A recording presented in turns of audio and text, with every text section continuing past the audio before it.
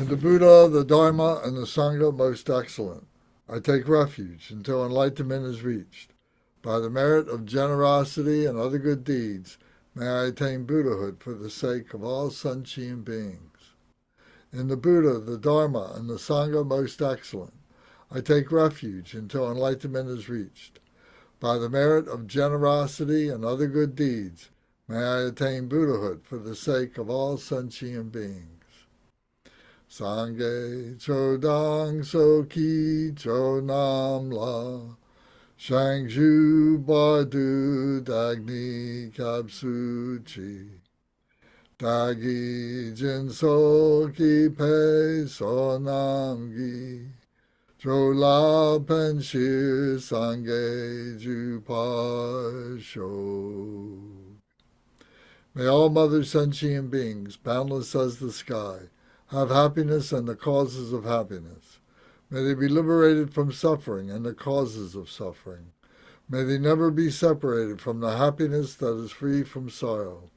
May they rest in equanimity, free from attachment and aversion.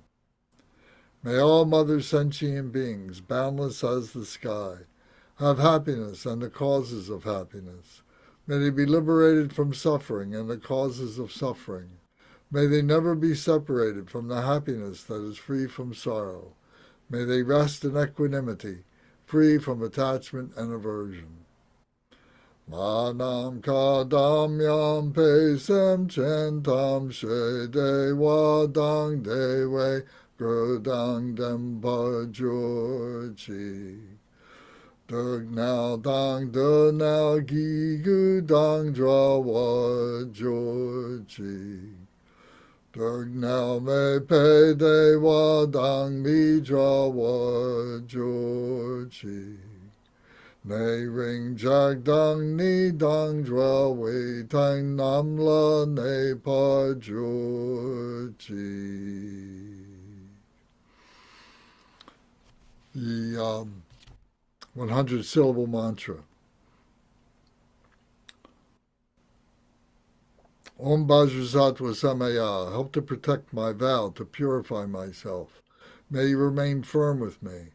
Grant me the complete satisfaction. Grow with me. Be loving towards me. Grant me the attainments to master the powers beyond body and nature.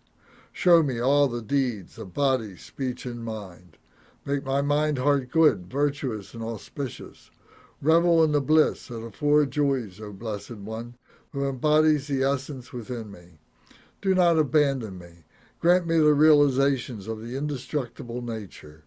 Make me one with you. Thus I signify my unity with non-duality. Ah.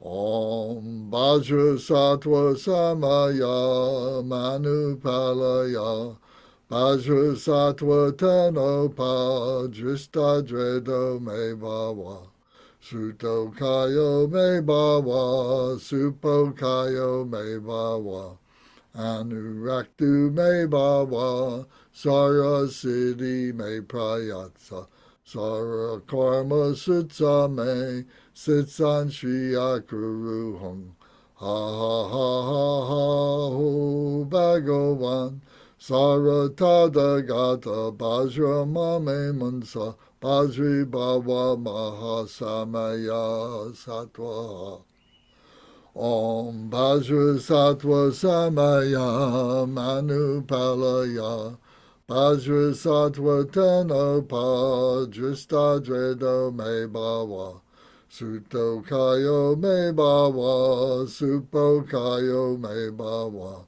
Anuraktu Me Bhava Sara Siddhi Me Prayatsa Sara Karma Sitsa Me Sitsan Shriya Kuruham Ha ha ha ha ha ho Bhagavan Sara Tada Gata Bajra Mame Mansa Bajri Bhava Mahasamaya Sattvaha Om Vajrasattva Samaya Manupalaya Vajrasattva Tenopa Dristadredo Me Bhava Suto Kayo Me Bhava Supo Kayo Me Bhava Anuraktu me bhava, Sara siddhi me prayatsa, Sara karma sitsa me, Sitsan shri akuruhum. Ha ha ha ha ha ho Bhagavan, Sara tada gata bajra mame mansa, Bajri bhava mahasamaya satwa.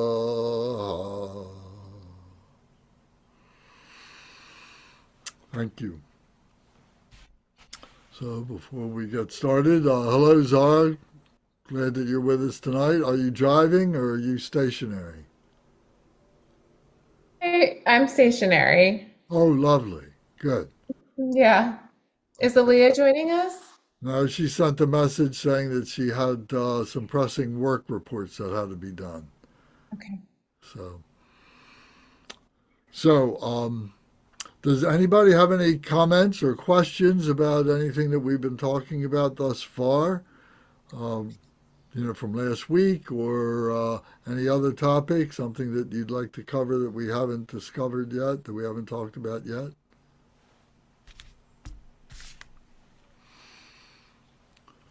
Okay.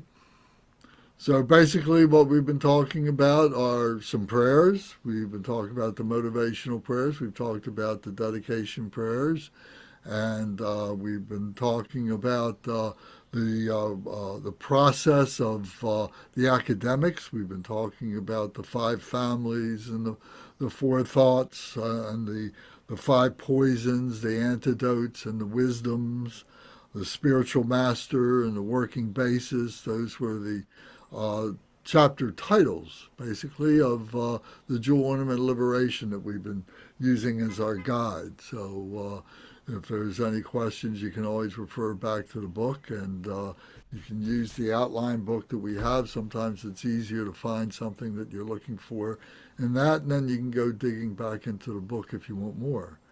Plus, in the book, there is a really wonderful glossary, and there's a great index. So there's lots of ways to be able to access the material and take time to do your studies. So in this mode here, we're listening, we're having conversation, and we are then, up to ourselves to be able to study and to practice and to contemplate and perhaps have a glimpse of meditation. So, if it's only the academics that you're focused on, well, that's a good beginning. But we have other work to do, so I'm just not to be remiss in my job to remind you of these things, to press on and to see if you can make some time to do these things.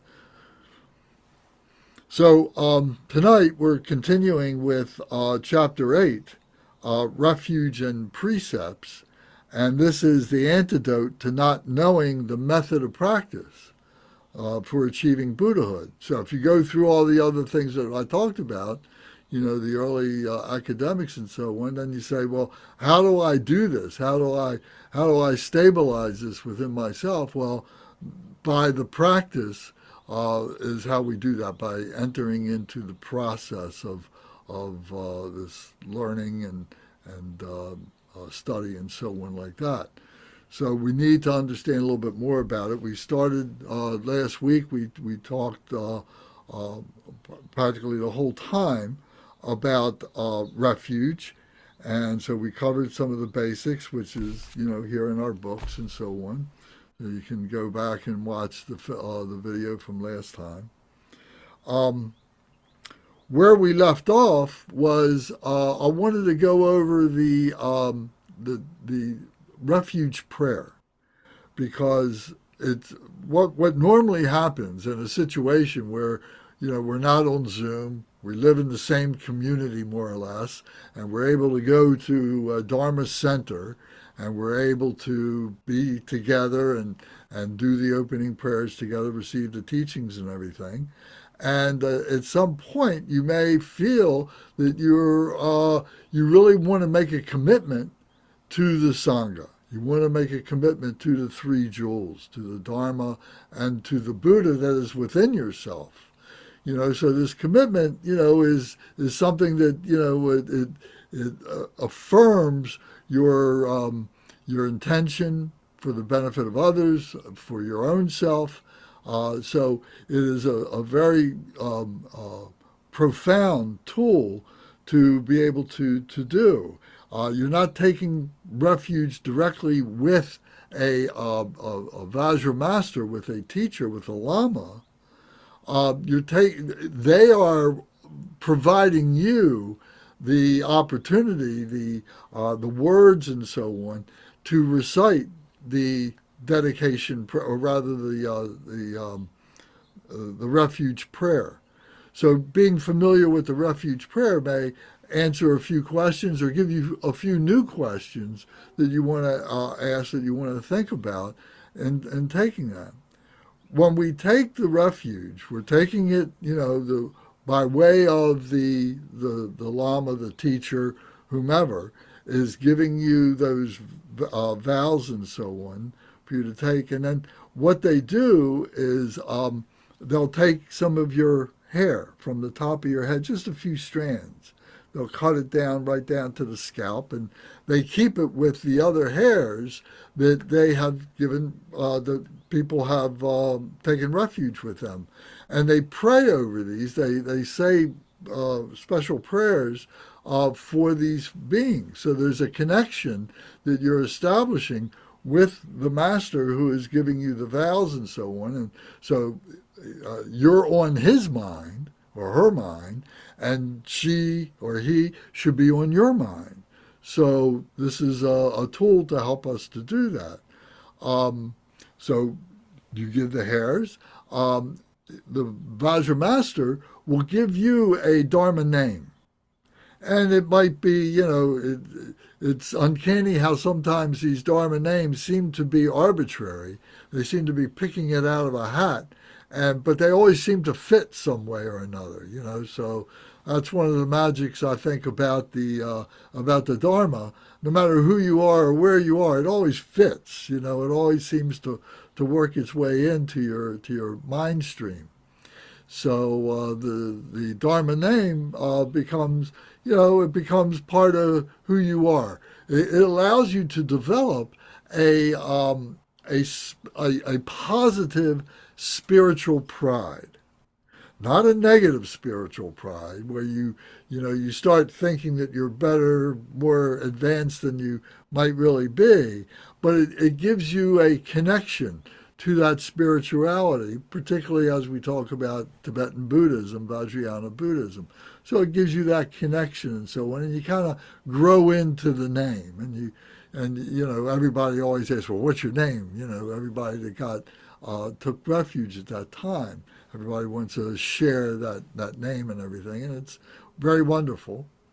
They give you a card that is like a trifold card, long and narrow like this, and in it are some prayers, basic prayers, the prayers that we do in our motivational prayers, and a few words of wisdom, a few words of guidance and so on.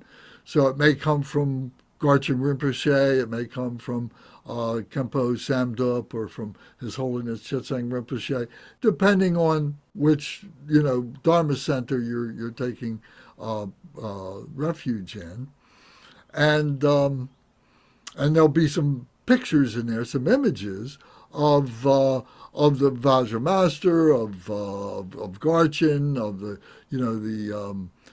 Drikung Kagyu leaders. In our tradition, would be Drikung Kagyu, so it will be photographs or images of the main leaders, the heads of the lineage. So that would be there.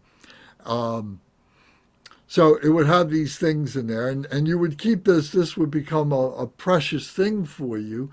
You would keep it on your altar or keep it in a special place, and from time to time you should look at it and refresh your memory, refresh your commitment to taking refuge and so on like that. So it becomes a tool in developing your stability of mindfulness and so on.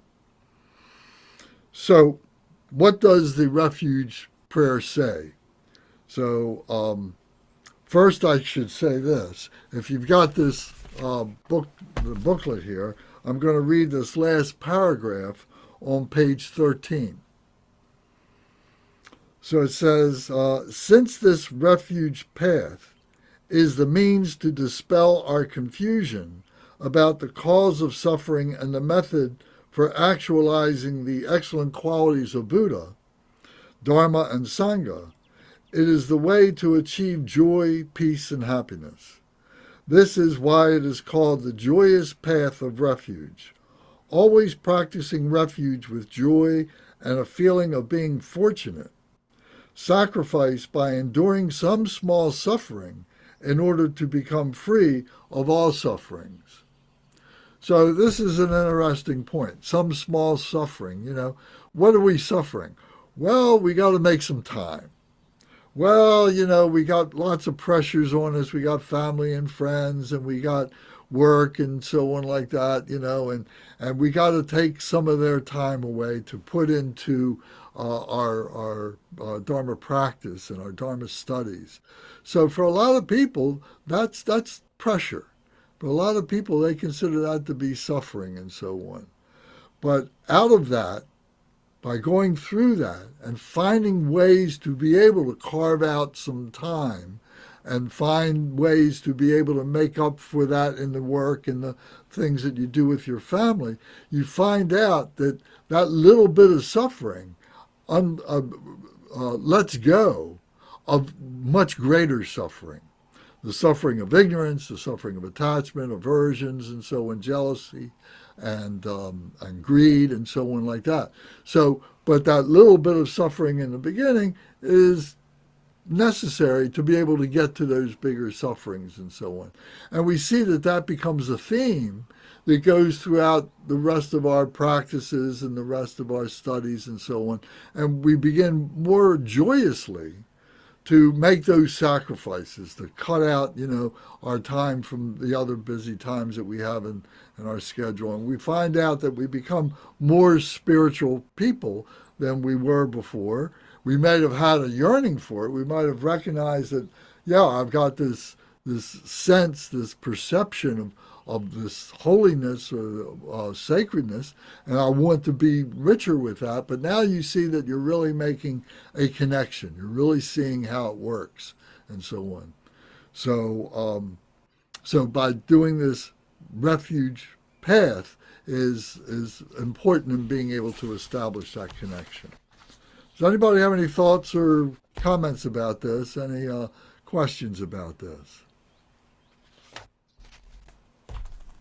Do you think it would be interesting, Lance, to people who like watching on YouTube or other people want to see? I have some images that I pulled up on my computer of my refuge card that I got from Gyaltshen Rinpoche. Do you want, I could like share it on the screen? Oh, sure. If you want to do that, yeah, sure. That'd be great. Yes. I'll send a request. I think you have to hit like a permission for me. Yeah. This is what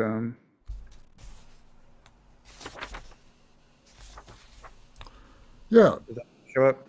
So here's the front page. I think that's the front page. That's white Tara, or maybe that's the inside of the white front page. This is the Maybe this inside. here, so Buddha Shakyamuni is the front page.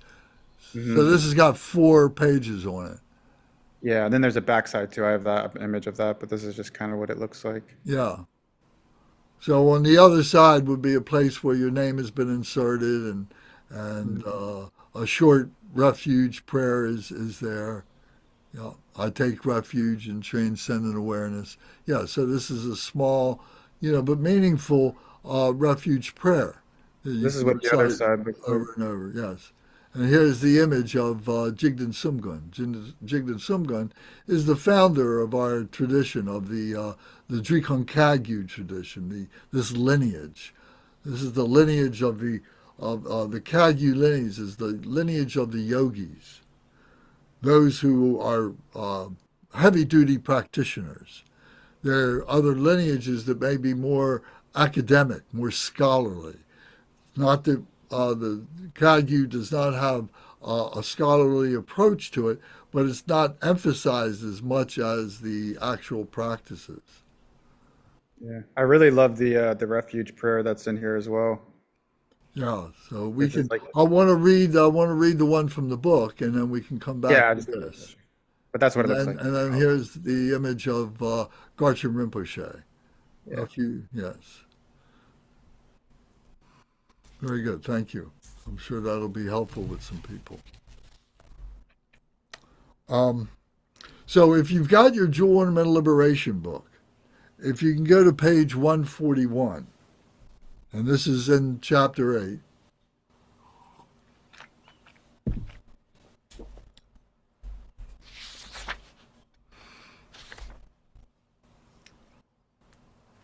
So you can read the other pages. I want to get to point 5 of page 141.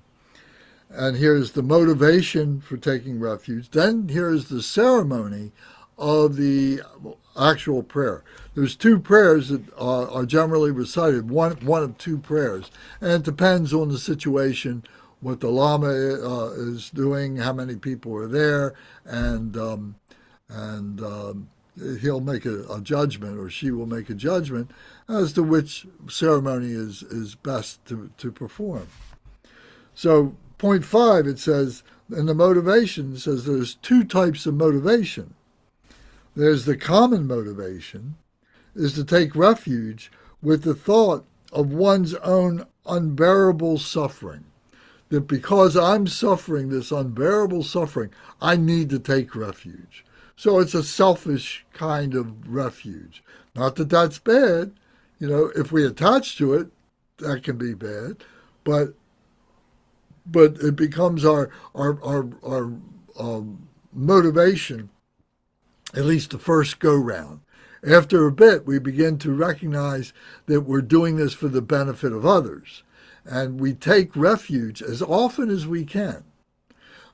If you're in a sangha and there's new people coming and they're requesting to have refuge and so on, that the sangha, the people that have been there, the advanced practitioners, the new people who have just recently taken refuge and so on, everybody will sit down and will go through the refuge ceremony again with the Lama. And it refreshes your commitment.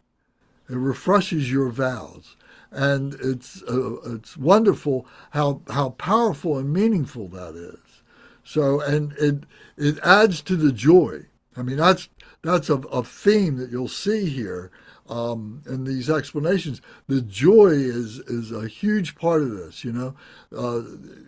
Many of the practices have a solemnity to it, a natural solemnity, a holiness, a sacredness. You want to do it right and so on like that. You want to be respectful and so on. But there should also be this joy about doing all of that, especially for the fact that you're doing it with other people and it's supporting other people and everything. So it's a huge motivation. So it says, so the second sentence says, the special motivation is to take refuge with the thought of others' unbearable suffering. So the first was yours. The second was for the sake of others, that you're doing this work for the benefit of the enlightenment of other beings. To whatever degree they can recognize that, and to whatever degree you can recognize it, and to whatever benefits you can harvest from that you can reap from that, and so on. So the motivation, of course, is always very important. The intent. What is your intention? So now the ceremony. It says there's two types of refuge ceremony. So I'm reading from the book. It says, A, in the common ceremony, first the disciple supplicates the master to perform the ceremony, and then the master makes offerings in front of the three jewels.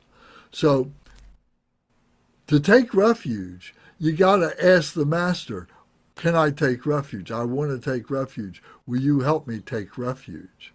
You're taking refuge in the three jewels, the Buddha, the Dharma, and the Sangha, the mind, the speech, and the body, the three jewels. Om Ah Hum, body, speech, and mind, the Buddha, Dharma, Sangha. So you're asking, and sometimes you got to ask a couple, 3 times. It depends on the situation. If there's a lot of people present who are asking, well, then he might do it right off, But if you're the only one, he might say, well, let's do it next week. We expect more people to be here or something like that. But so you shouldn't feel put off if that's the situation. But nevertheless, you got to keep at it, make sure that the refuge ceremony is going to be coming your way. And sometimes you got to make a sacrifice. You got to come in on a weekend, a Sunday or a Saturday, when the Lama has said, oh, I'm going to do this on Saturday at 10 o'clock, and you were planning on going, to watch the basketball game or something like that. You got to, make some sacrifice. So the master makes offerings in front of the 3 jewels. So the 3 jewels would be, the statues and the altar and so on that is being done. So it's a very venerable, reverent place, in the shrine room and so on. It's not done on the back porch. It's done in a meaningful way and so on, with great respect. If this cannot be arranged, it says, if you can't do it this way, it says, if this cannot be arranged, then the disciple should visualize the 3 jewels in space and mentally do prostrations and make offerings. So if you're living in a far-flung place that does not have a Dharma center readily available to you, that you can imagine being in such a place. You can maybe have your own altar, maybe a modest altar, but you're visualizing that, you're in front of that, and you're doing this for yourself.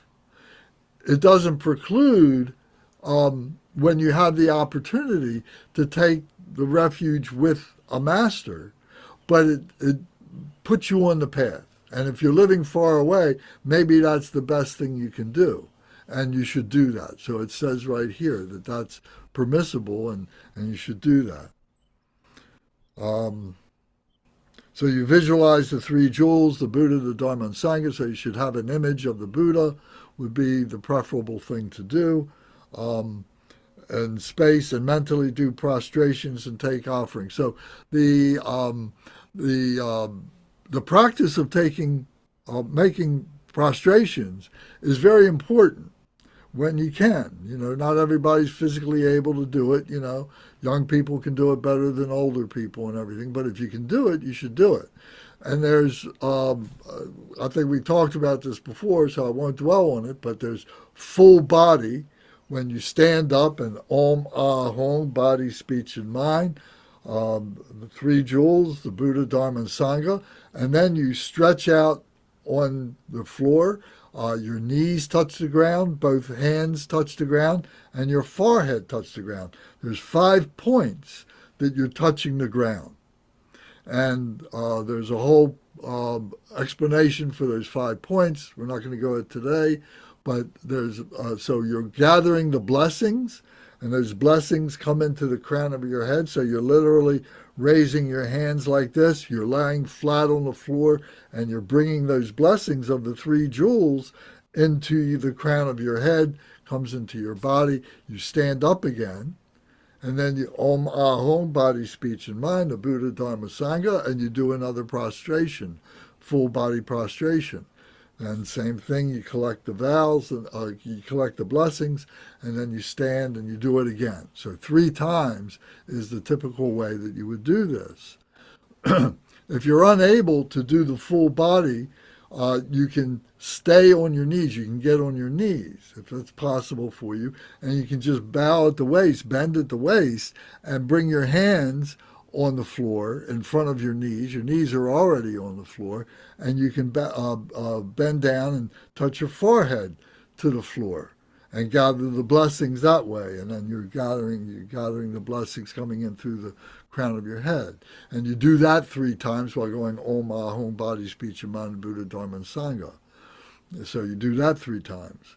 If that's not possible, and you can only stand, then fine. Then stand, you face the the three jewels, the Buddha image, whatever, the altar, and you Om Ah Hum, body, speech, and mind, a Buddha, Dharma, Sangha, and you're gathering the blessings coming in and so on. So without putting your knees on the floor, without putting your hands on the floor, without putting your forehead on the floor, you're visualizing that you are, but you're standing.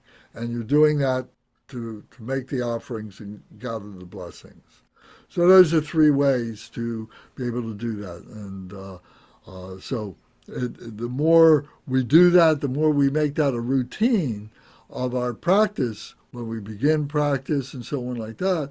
When we begin a teaching like this, to begin that way, if we were together in a shrine room, that's what we would be doing. We'd be doing these prostrations and so on together. So, if anybody has any comments or questions, don't hesitate to just speak up. So then, it says, due process, make offerings. So the offerings are the blessings that we're making. Our hands together like this is an offering, is a prayer offering that we're making. If you want to bring flowers, if you want to bring fruit, you want to bring any other kind of food, rice or anything, or candles, anything like that, to make offerings for the altar is a wonderful thing to be able to do. And to get into the spirit of making offerings, on a regular basis is very good. So then the master will then say this to you as being the person who is taking refuge, and he will say it in sections. Maybe it would be best for me to do it in a way that it would be like you would be doing it. So you can follow me, follow what I say in short bursts, and it's like you're getting familiar with the process of taking refuge. If you're uncomfortable with it, don't say it. But if you are, I think you'll find benefit. So it says, so you hold your hands, you're holding the three jewels at your heart, and you recite, please hear me.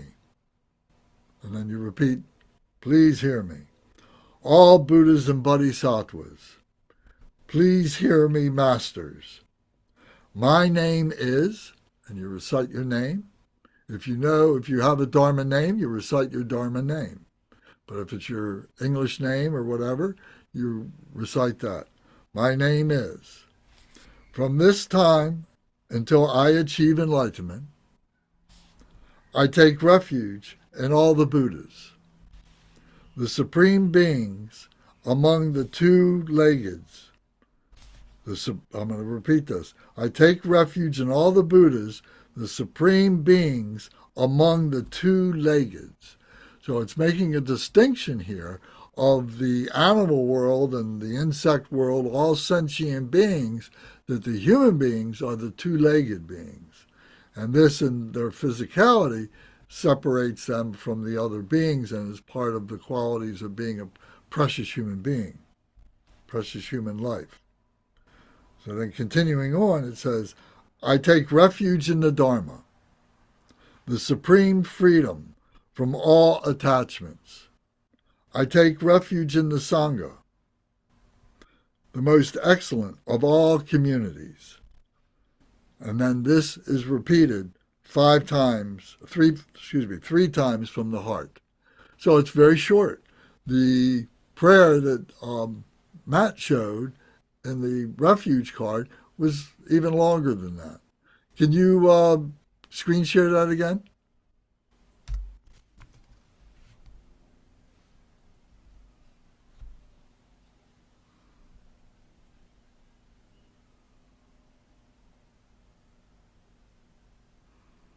So if we recite this, it says, I take refuge in transcendent awareness, the heart essence of Buddha. I take refuge in compassion, the heart essence of Dharma. I take refuge in spiritual friends, the heart essence of companions. When harm to others and its cause are abandoned, the individual liberation vows are complete.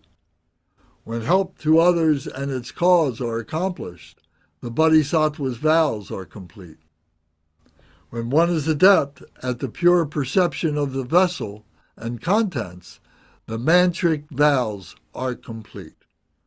So we recite all these prayers, we recite these vows and so on. We always recite them out loud.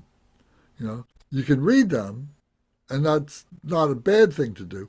But when you are reciting them out loud, you are using your body.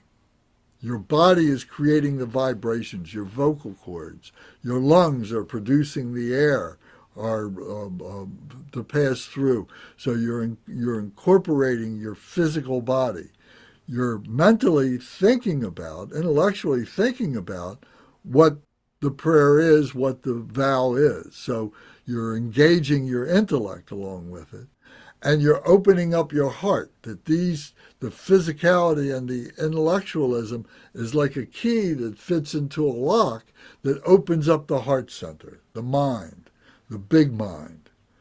So it's important to do it out loud and create the vibration that is connecting us with, at any given time, anywhere in this world, there's thousands, if not tens of thousands, hundreds of thousands, maybe even 1 million people that are reciting these kinds of vows, prayers, practices, and so on.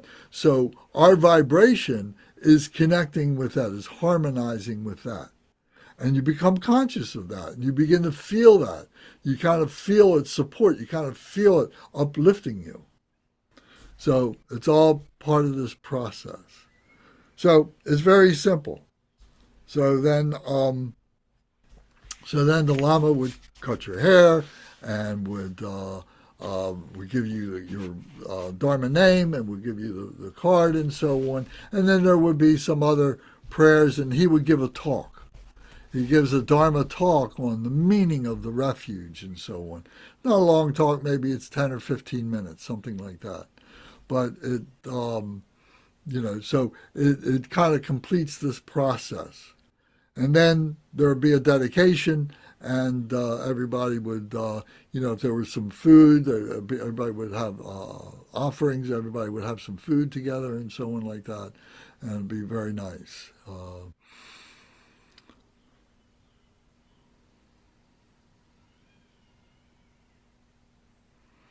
Okay.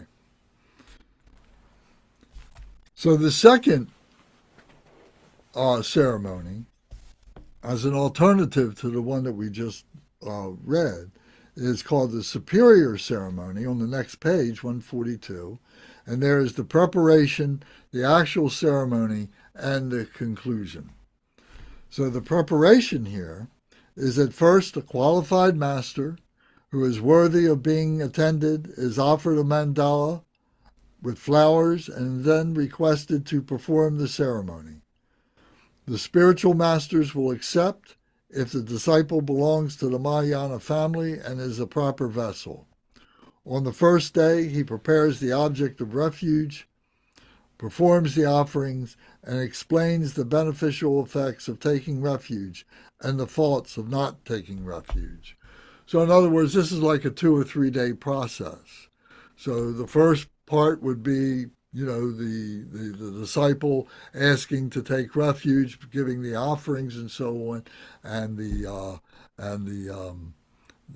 master is maybe asking a couple of questions and so on. He's giving some statements and so on, and then they get on with what might be the other teachings that this is incorporated with. It would be part of a practice, or it would be part of a teaching that's going on. So that's all the preparation. The mandala, there's a mandala offering. I don't have one handy that I can show you, but it's 5 tiers of a mandala, three-dimensional, and usually it's filled with either rice or with precious stones or some other objects like that, but the most common are the rice, raw rice, and the precious stones, small stones that you can get from, different stores and so on like that. And you can wash them over and over again. The rice you can use a few times, but after a few times you need to discard it or take it outside and offer it to the earth gods, to the nagas, to the insects, and to the animals that might come and everything. You're not throwing it in the garbage.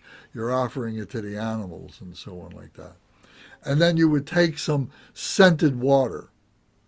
And when we do the offerings, we do the washing water, the drinking water, and so on. These are offerings that are the same. So the scented water is part of that, the perfume water. And you would take some perfume water and you would pour that, a little bit of it, over the rice or over the precious stones, as you are gathering all these things together to make the mandala. Then you go through the process of making the mandala, and in the nundro, that's where you learn how to make the offering. And what this mandala represents is you, all your stuff, all the things that have brought you to where you are, the good stuff that you have overcome, the bad, difficult stuff that you're still working on, but also those beings who have helped you.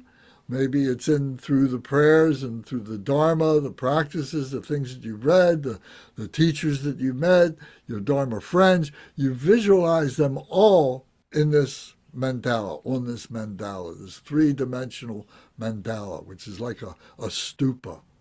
And you're offering it to the Buddhas and Bodhisattvas. Here I am. I'm making this offering. I'm giving myself to you.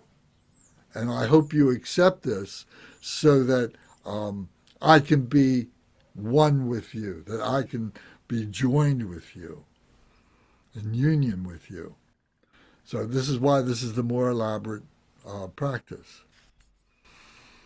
So the mandalas with flowers and so on like that, gathering all that together. So we do all that. It says here, this last sentence, I'll just repeat this again. It says, on the final day, he prepares the objects of refuge, performs the offerings, and explains the beneficial effects of taking refuge and the faults of not taking refuge. The faults of not taking refuge.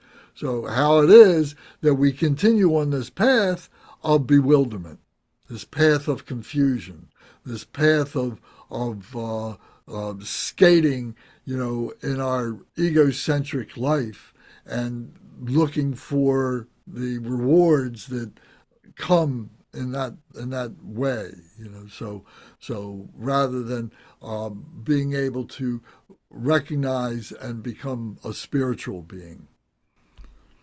So now comes the actual ceremony. It says on the second day, he performs the actual ceremony. So I'm just going to read this. You don't have to recite this with me. I think it'd be more effective. First, the disciple cultivates the mind that the objects of refuge in front of him are the actual refuges, does prostrations and makes offerings. Then he repeats after the master in this way. Please hear me, all Buddhas and Bodhisattvas. Please hear me, masters. My name is Konchog Pema Dorje. From this time until I achieve Buddhahood, I take refuge in all the Buddhas, the supreme beings among the two-leggeds. I take refuge in the Dharma of peace and nirvana, the refuge freedom from all attachments. I take refuge in the Sangha, the supreme assembly of the non-returning bodhisattvas. Thus, repeat 3 times. After that, the full realization refuge objects are invited, and the disciple visualizes them as actually present, does prostrations, and makes offerings. With a mind of complete surrender, he repeats the refuge ceremony three times. So if he's made that mandala, might offer the mandala and place it on the table in front of the master, or maybe it goes onto the altar, or maybe it stays on the table that's in front of you, in front of the people that are there, and maybe you're the only one offering the mandala, but other people might be, so it's just further mindfulness, stability and mindfulness of having done this. It's bringing the body, speech, and mind together, making these offerings that your body, speech, and mind become in union with the body, speech, and mind of all the enlightened ones, of the master, and so on. So then this next paragraph says, after that, the full realization refuge object, I already said that. With the mind of, no, I didn't.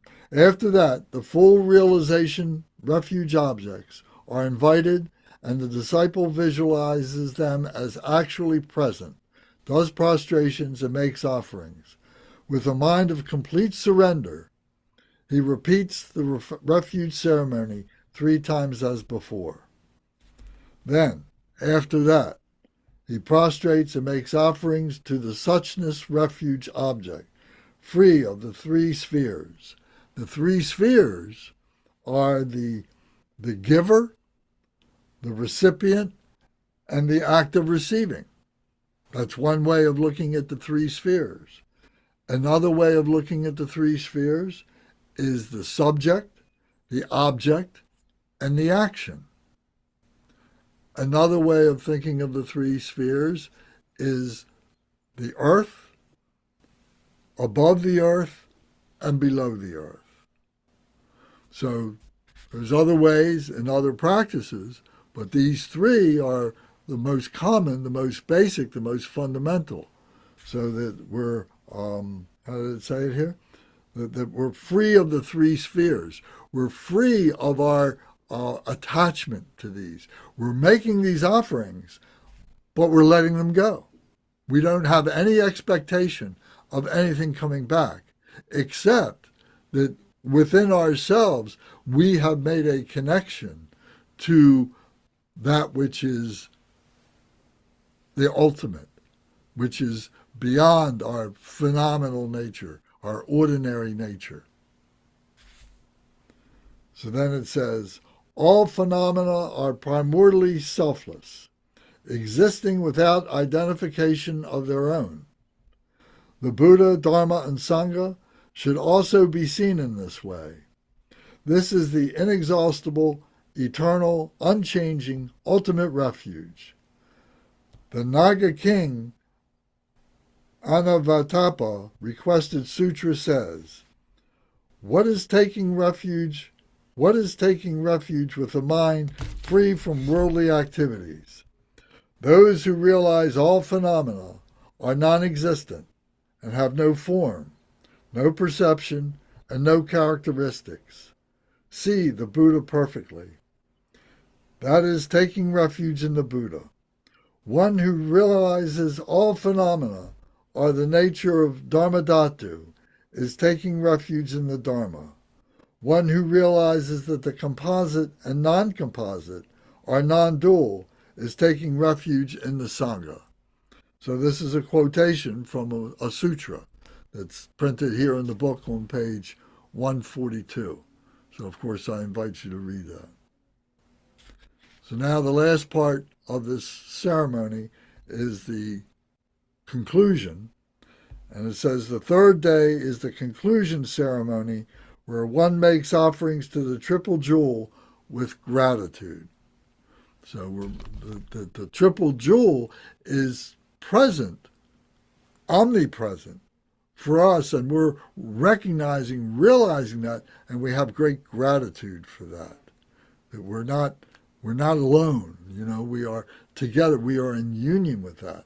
And the more that we practice, the more that we evolve through our practice of being a practitioner and so on, and getting to know the different practices, the different deity yoga and so on like that, that union becomes much more stable, much more obvious to ourselves, and the liberation comes from that.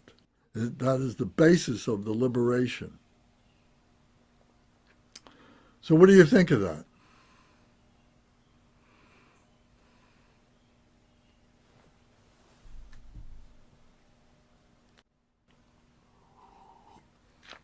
I mean, I'm going through that right now, and I agree with it. I wholeheartedly have had a different experience, even though I'm participating in some of these things you're describing online, because I'm not in person with, like you said, the Sangha, like as a physical community, but still everything. Once I made a dedication, even to our Sangha here, like the things you've done, Lance, even that commitment, but the one for Fivefold Mahamudra definitely has helped me level up to my level of dedication and faith and practice. And like you were saying early on, like you just have to know, like some things just have to go, right? Some hobbies, your new hobby is spirituality, and part of that is the non-attachment, right? That's the sufferfest. Your personal desires are creating your suffering, and so it's part of the exercise. And I've experienced that where I'm like, okay, you're not watching Netflix tonight. You know what I mean? You're not binging on Netflix on your keeping up with the Kardashians. You're gonna sign in and do this practice right now. So for me, this is all like happening real time, and I completely agree with everything. And it feels good. There's moments where it's hard, Lance, and anyone who listens, where I'm like, oh, I just want the night off. However, large and large, I'm a better person every day, and I'm just calmer. So thank you. You're welcome. Thank you. And it doesn't challenge your commitment to other religions or any religion, because this is not a religion, as we define religion. This is a philosophy. So this makes you a better human being to be able to practice a particular religion if you choose to do so. Would be the extension there. It makes you a better human being to practice a religion if you have a religion. That's such an interesting point, because now that you said that, because my family is Christian and Muslim, I'm much more peaceful and less confrontational now about any of that. Like, I'm like, no problem, I'll put the head cover on and walk into the mosque. Like, before I would fight and be like, women's rights and absolutely not. And I'm like, no problem. Like, I don't even, like, it's not a non-issue now. Like, I'm like, absolutely not a problem. So you're exactly right. Like, even that part, even though I'm not actively practicing, to your point, I'm more compassionate of accepting all of it now without judgment. Terrific. Very good. That's great. Good to hear that. Gunga, what comments do you have about taking refuge? Let's see. I took refuge, I think it was about 13 years ago. It was with the Shambhala group. So it's Shambhala's developed by Chogyam Trungpa.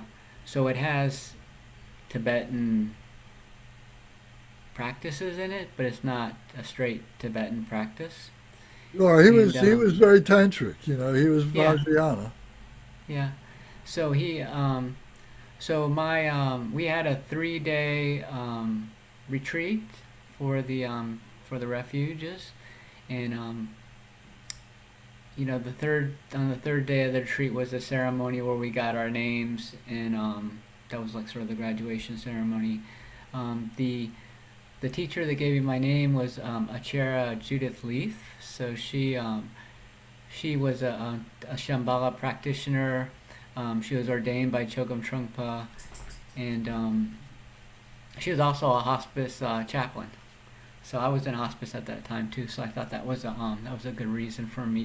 Felt that nice connection with her. I don't remember the specifics of the ceremony. I don't remember. We didn't get a card like that. I don't remember what the refuge ceremony was like, as far as what we said as far as refuge vows. Shambhala, the way it was at the level that I took refuge at, there wasn't a lot of prayers that were used that I remember. It was much more teachings from Shambhala, Sacred Path of the Warrior, Chogyam Trungpa's book. There was a lot of instruction on meditation, and but it was it wasn't when I'm doing the things with this group here, they don't like. I don't remember any of them from being shared with the Shambhala group. I felt like he was, working to translate um, the exotic out of Buddhism, right? He seemed to be like really interested in making it into a Western language. So instead of saying Buddha nature, he would say basic goodness, for example. Um, and his most famous teacher probably is Pema Chodron, and and you can read that in her books. I think you get that same feeling, where they don't use a lot of the traditional Buddhist terms. When we do a we don't do refuges at the temple because in the Zen practice we do precepts. We take the precepts. So and I see that's part of the ceremony here. Is honoring the precepts, but that's what the focus is. Um, and so for the preceptors, we have a 3 month program for them to go through, and they meet every Sunday. They have a service portion. They spend time volunteering at the temple to have set up before services, and cleaning the temple and doing a lot of things like that. They have classes where they learn how to be incense lighters, and they learn a lot of the volunteer duties at the temple. And then they're studying the Dhammapada and also the Heart of the Buddha's Teachings by Thich Nhat Hanh, so that they learn the Dharma. And then they meet with the teachers every other Sunday to discuss that. And they also keep a spiritual journal during that time, and they're working on trying to develop a regular practice. Then at the end of that 3 month period, we have a ceremony in which they all say the precepts together, and also the refuges too, because we do say the refuges as part of every Sunday service. And we give them Dharma names, but we give them Sanskrit names, based on, what seems to be, what strikes us based on their journal writing and that kind of thing like that. So, yeah, thank you. Thank you. That's very good. That's wonderful. Yeah, and if you change tradition, change lineage, you say you start out in one lineage, but then for one set of reasons or another, you move on to another one and so on. And you should certainly take refuge, with a new master or something like that. But you don't have to change your name or anything like that. It just kind of renews your commitment to the Buddha Dharma and to the Buddha Dharma and Sangha. So you're not bound by anything, and you can take refuge, like I said, many many times with different masters and so on. Yeah, I'm a, I just keep adding them to my practice, and I don't abandon any of the old ones. So I just I just practice my Shambhala and my Zen and my Tibetan practice all together. Right. I don't I don't know. I don't know how appropriate that is, but that's the way I do it. That's fine. Yeah, good. Yeah. So Matthew, how did this strike you? What do you think about taking refuge? I think it's a really great thing to be talking about because it can become very like rote. Well, for me, I don't know how it is for other people, but like because at the beginning of doing whatever, I'm doing meditation, I'm going to do whatever. It's like you do the refuge prayer, but it can easily become just like this thing that you do that it doesn't really absorb the meaning of it or kind of sit with the meaning of it or the profundity of it or something like that. So it's helpful to come back to it as a very foundational thing for building a spiritual life on within the Buddhist tradition at least. That's some of what I'm thinking, and the stuff you all are talking about is really interesting. Um, and something that's cool. So I did my I had refuge. But the first Buddhist thing I went to was when the Dalai Lama went to the Kala Chakra back in DC all those years ago. I had no idea really what was going on, but there was like a refuge thing he did for everyone in attendance there, which is like a really cool blessing to have. But I did the refuge 2 years later because I was getting more into it when Gyaltshen Rinpoche came to our area and did the whole thing with the cutting of the hair and everything. And then a few years ago when I was working with you, Lance, I did this is the part I was going to say. It's cool. You can also do like taking refuge from afar and taking bodhisattva vows from afar. with Gyaltshen Rinpoche. If you go to their site, they have like a thing, and they'll send you stuff and holy objects, and he'll pray over you send them a picture and everything. If anyone's interested in that, I'm very biased towards Gyaltshen Rinpoche. He's like the ultimate master in my mind, in my heart. But like, while he's still alive, if anyone's interested in that might be watching. Really wonderful thing. Well, very good. Thank you. Yeah. So just as a side, they're celebrating his 90th birthday this week, right? I think it was last week or 2 weeks ago. I think it might be his 90th or 91st, something like that. Gyaltshen Rinpoche. I think it was his 90th. Yeah. 90. Yeah. Yeah. So we're very fortunate, to have him, still in our midst in this world, and he's still teaching and being healthy and so on. And His Holiness Gyaltshen Rinpoche is in a 3-year retreat right now, and His Holiness the Dalai Lama, is going to be 90, 91, and he's still healthy, moving on, and giving great talks, and he just gave a very interesting talk, and if you're interested, I can send you a link to that. You can watch and read it online. So I can send that to you if you're interested. So this is taking refuge, understanding that. So the next part of this, and I think that you guys mentioned it when you were talking about the precepts. Kongo was mentioning that it's part of these. When you spend a whole weekend with this, then he goes through the master will talk about what the precepts are and so on, and go through a little bit more of what the fundamentals that we've already talked about, the poisons and the antidotes and the wisdoms and so on like that. And they'll talk about the precepts. So for us tonight to be able to consider the precepts are the 5 Pratimoksha Precepts. This is individual liberation. Moksha is a Sanskrit word that means liberation. And prakti means individual, by yourself. Could be selfish, in a negative sense, but not necessarily. It means individual. So the Pratimoksha liberation. So with this is the precept, I'm not going to kill. I'm not going to lie. I'm not going to steal. I'm not going to engage in sexual misconduct. I'm not going to indulge in intoxication. So the killing is pretty obvious, whether it's a human being, whether it's a holy being, whether it's an animal, whether it's an insect or whatever sentient being it may be, to not be killing that. And if you do, to realize that you're taking a particular karma, and, there can be mitigating circumstances, but not necessarily excusing circumstances.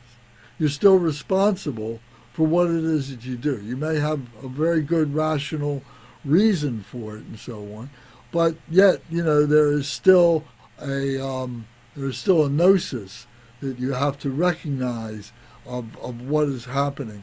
And if you are taking that, maybe it's for food, or maybe it's because of cleanliness, maybe there's flies around, mosquitoes or something like that, and you feel you've got to, make sure that you're not infected by those things or something like that, that there's prayers that are associated with that. There's a recognition that, you're going to take that life, but you're going to use that life as a blessing to be able to carry on in a healthy way, to be able to help other beings and so on. So that being is being liberated in a way that is helping you and others around you to be able to continue in your proper atmosphere, into your proper life and so on like that. So, People could argue that that's a rationale, but nevertheless, it sparks mindfulness. And, we have to be mindful of all the things that we do. And if we're applying the eightfold practice, the great eightfold practice and so on, then that gives us another guide as to, how we are living our life, how we are doing this and so on. So not killing. Not lying is there's degrees of lying. There's white lies, there's very bad lies, there's lies where you're trying to take advantage of people and so on like that, and in all different kinds of ways, and again taking responsibility for that, and can you tell a lie and then find a way to say, oh, I'm doing this for the sake of the enlightenment of others?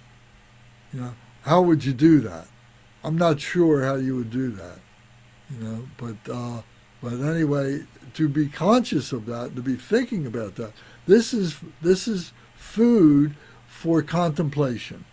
This is food for meditation. This is where we get the stuff that we meditate on. Meditating is just not sitting down and emptying your mind. Meditation is a very active process that goes through listening, reading, studying, contemplating, practicing, contemplating, and then the meditation comes out of that. The meditation is where there's no thought. There's no attachment to thought. So if we just think we're going to sit there and stop thought, it seems impossible. So it's going through a process of this active process to be able to get to the resting process. That resting process is where the meditation is. So the things that we think about, we need to be proactive in those things so that they pull us away from that resting, from that contemplation. When we're going through the contemplation, we're thinking about all the myriad permutations of whatever our subject of mind is. And so when we're going through that, and it's voluntary, we're actively thinking about that, in order that we can relax it, that we can rest it. We've solved the problem. And then we can have a meditation that's free. But if we didn't solve the problem, or there's something new that pops up and it pulls us out of our meditation and interrupts the meditation, then how do we get back to the meditation? Well, we got to go back to purifying that which was disturbing us, and being able to go back into the contemplation phase and so on like that. So if it's something that we've lied about, or something we've heard about that disturbs us, or something like that, we need to be proactive with these things. So not stealing, not stealing. The definition I've heard that they use in many of the monasteries is to not take that which is not given. To not take that which is not given. So in other words, if you see money lying on the table and nobody's around, and you say, oh, somebody lost this, I'll rescue this and I'll take this. But nobody actually gave it to you. So you would just leave it lie there. Or if it was money on the ground, or if it was some food or whatever it was. If it wasn't given to you, it's not yours, So that's one way of looking at that, So not stealing, not taking from somebody else.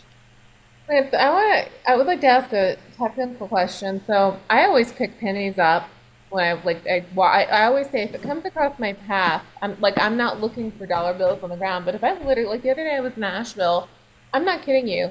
I walked across a $5 bill, 5 feet later another $5 bill, and then a $20 bill. I picked all three of them up. I did, unapologetically. They were on the street. And I said, oh my goodness. And then I handed them to my friend who is trying to get a medical procedure. I said, this is for you.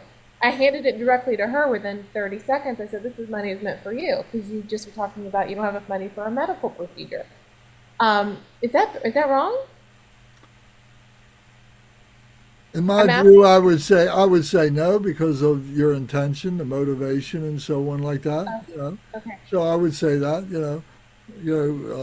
We probably all could think of reasons not to, but you got to leave it up to your own investigation. Do you feel like it's intention that you're investigating? Like, what is my why in this action? Yeah, yeah, yeah. Okay. Okay. And how you're passing it along. You've said many times about paying it forward. Yeah. And I instead would of be honest with you. I think I must steal a lot based off of what you just described. But like I literally am like, oh, I'm gonna give this to the next person I see who needs it. Like I pick it up with the idea of I'm not holding it a coveting it is the right word for self. I'm like, someone needs this and I'm gonna connect it to exactly who needs it. And that is the intention. And that I know that for sure. I have clarity of that. Um, but I understand what you're saying. I understand what the whole point of stealing is, like from a gross analogy. But so there's physical things that you can steal, but there's also intellectual things that can be stolen.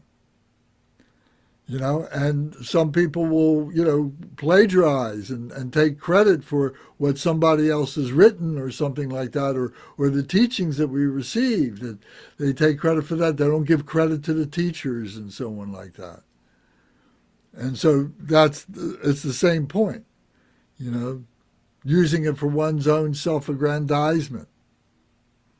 But if you're passing it along, say, oh, I learned this from Khenpo. Oh, I learned this from the JEWEL Ornament of Liberation.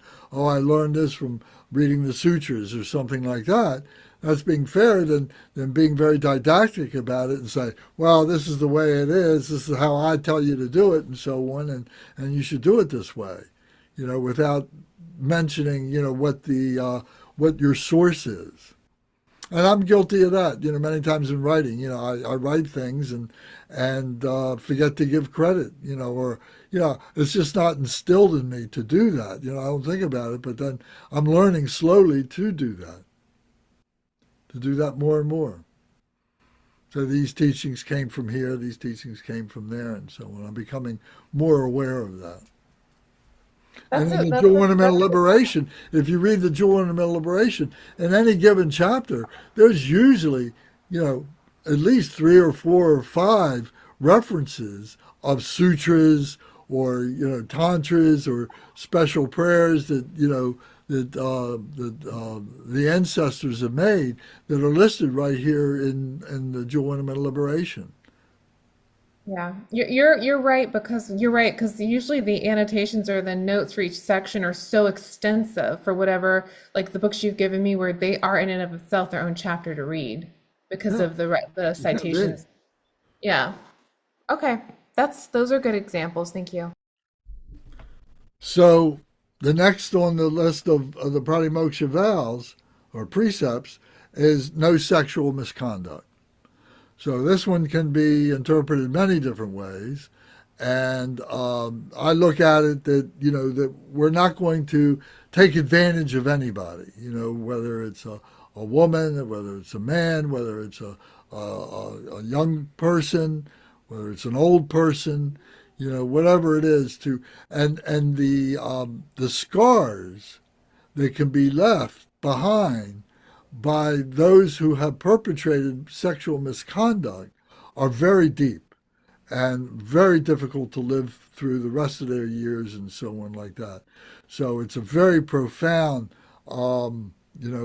precept to not, violate anybody's sexual space, to rob them of their innocence and purity and so on. So I don't know if anybody else has any comments about it, but the way I look at it is just as I said, to not rob them of their virtue, of their especially young people who can't really defend themselves.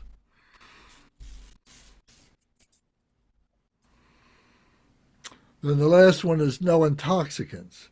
This one's debated quite a bit because, well, what do you mean I can't have a beer, I can't have a drink, I can't smoke a joint, I can't do any of these things, And this has come up many times in the shrine room, talking to the lamas and so on. And some lamas are very orthodox about it and say, nothing will come to my lips. I will not, bring a drink to my lips, no alcohol, no any kind of intoxicant, pot or anything that you can mention like that, drugs, anything like that, won't do anything like that. Others will say, if you don't become intoxicated, to have a drink doesn't necessarily mean you're going to become intoxicated. To what degree are you going to be impaired? The quality that you're sacrificing, that you're risking, is control. If you smoke a joint, if you take a drink, and you get in your car, and you don't have the same level of control as not doing those things, then there's an intoxication risk there, and you need to take responsibility for that. If on the other hand, you're kind of a person who can have a drink and not be influenced in a negative way, well, that's up to you, But if something happens, it creates more of a karma for you, and you have to judge whether or not it's worth it or not. And, so you have to create your own guardrails, so to speak. How you behave in that situation. Can you do it in the privacy of your home, or the protection of your home? Maybe that's the better way to say it. Now everything's legal. You can do all these things and not be penalized by going to jail, being arrested or anything. But still, are you risking hurting somebody in the process? That's the risk, or yourself. So, and that's one of the things about killing, going back to killing, about suicide, because that comes up. And taking your life is taking a life. And there's a price to pay for that. That you have, sacrificed that life is the same as if you're killing somebody else. You're taking your life. Maybe you have reasons to do it. You have a disease or whatever, there's mitigating circumstances, sure.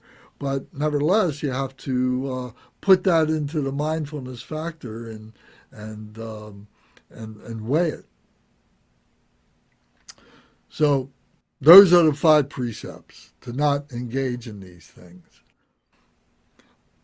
Mahamudra, the word Mahamudra,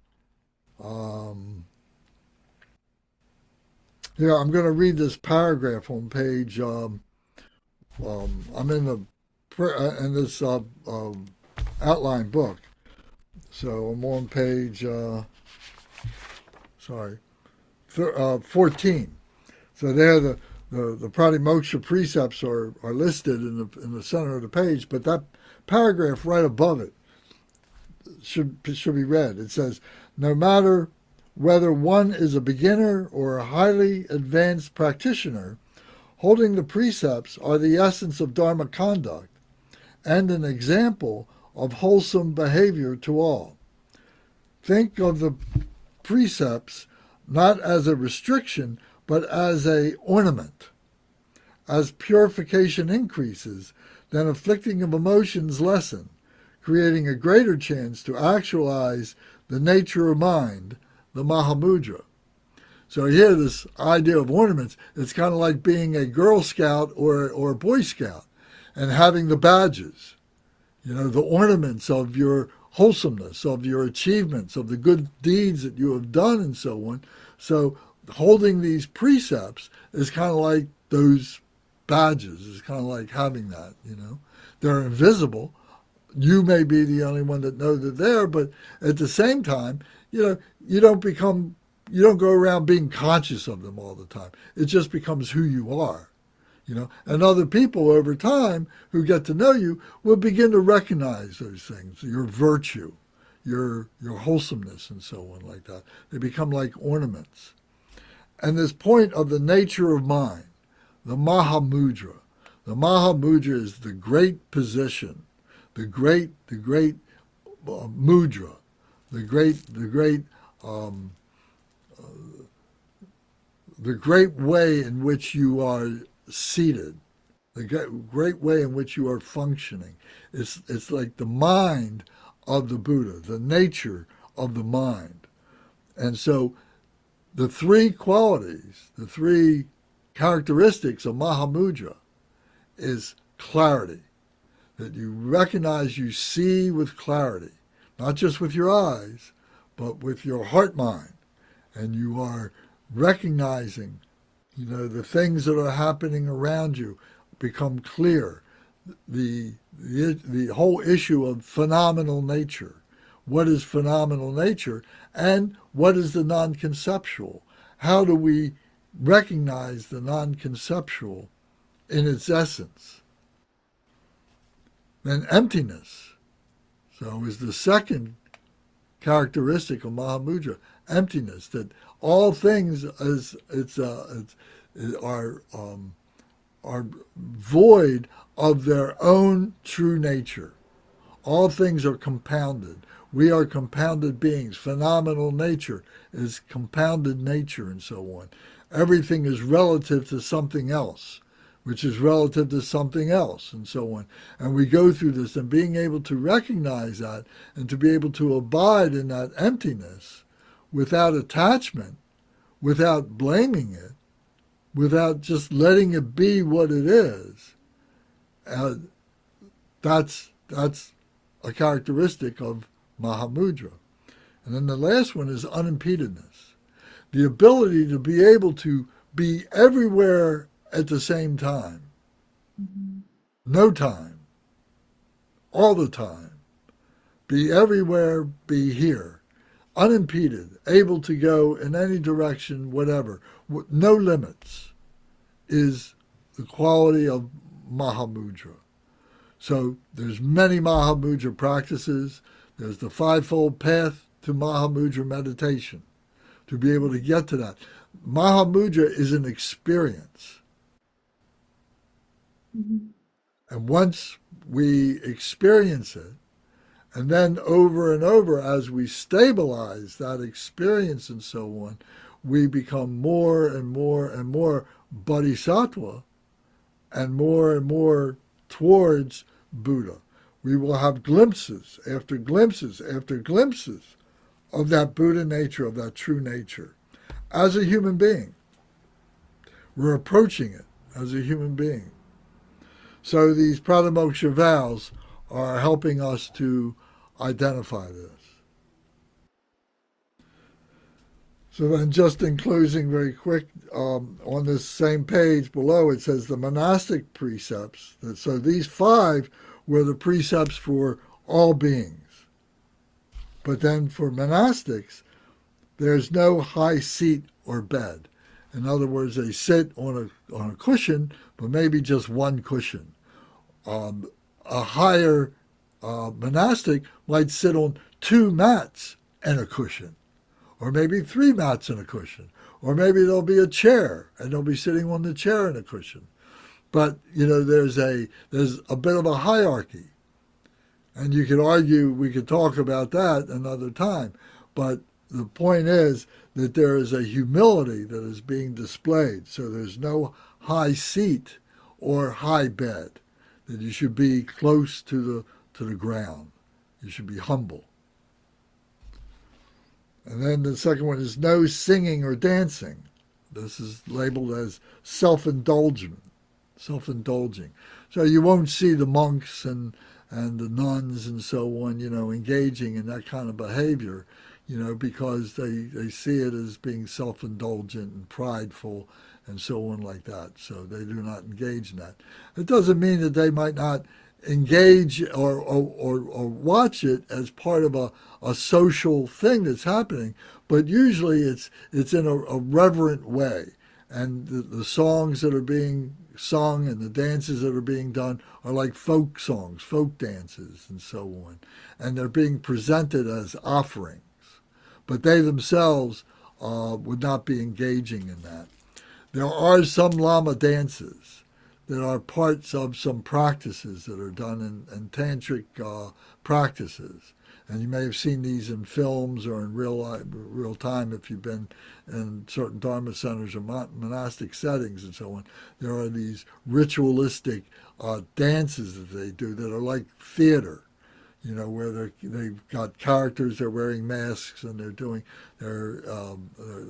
demonstrating, this purification rites and so on. And then the last one is not eating after midday. So for the fully ordained in the old country, in America, they've broken this. This is, kind of been broken quite a bit. But they will eat a hearty breakfast. They will have hearty teas. And they will have a hearty luncheon, dinner. And then after that, they might have a tea at 4 or 5 o'clock in the afternoon. And that's it. They don't have a big meal after the noon meal. And, there's health reasons for that and so on. And in England and Europe, they used to practice that. The lunch meal was the dinner meal. And then there was a supper that they would have, at 5 o'clock or 6 o'clock. They would have high tea at 4 o'clock and things like that. So anyway, so that's part of the monastic vow that they would not eat after the noon meal. And I know, several monks who still abide by that. Kunga, do you do that? Or you obviously eat because you have a family like your wife, so it's socially you eat with your family. I sleep in a high bed too. And singing and dancing. So I'm not really much of a singer, but dancing I'm not against either. Do you do the precepts like on the lunar cycle, the moon? Do you like sleep on a mat or do it for that 24-hour period? No, I mean, I attempt to follow the 5 precepts on a regular basis, but the monastic precepts not at all. Okay. Good. Thank you. All right, so I'd just like to read this last paragraph to close this chapter out. It says, thus, a person possessing the Mahayana family, and I refer to chapter 1 in the JEWEL Ornament of Liberation, we talked about the Mahayana family. A person possessing the Mahayana family, taking refuge in the 3 jewels, and possessing any one of the 7 Pratimoksha vows, is one who has the working foundation for cultivating the mind of enlightenment. So, Lance, I just want to clarify this because it's new information for me. It says any one of the 7? right. Okay, so you could do the other 6 and just for example, not drink alcohol but engage in stealing, and that's saying you still are working towards enlightenment. Well, you're on the if you're aware of what you're doing, you're on the path. Okay. It's just making that point. As modest as it is, Yeah. you're moving in that direction. So it's Gotcha. trying to give you a pat on the back. Yeah, shaping of the behavior. Got it. Okay. Makes sense. Thank you, Lance. You're welcome. So any other thoughts or okay? All right, then I'm going to recite the dedication prayer by Lord Jigten Sumgon. Page 36 if you got your red prayer book.